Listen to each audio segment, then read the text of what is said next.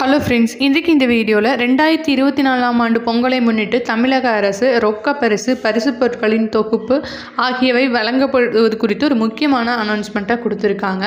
அதை பற்றி நம்ம டீட்டெயில்டாக பார்க்கலாம். வருடம் தமிழகத்தில் பொங்கல் பண்டிகையானது வெகு விமரிசையாக கொண்டாடப்பட்டு வருகிறது. இதற்காக தமிழக அரசு சார்பில் ரேஷன் கடைகளில் மளிகை பொருட்கள் மற்றும் ரொக்கம் கொடுக்கப்பட்டு வருகிறது.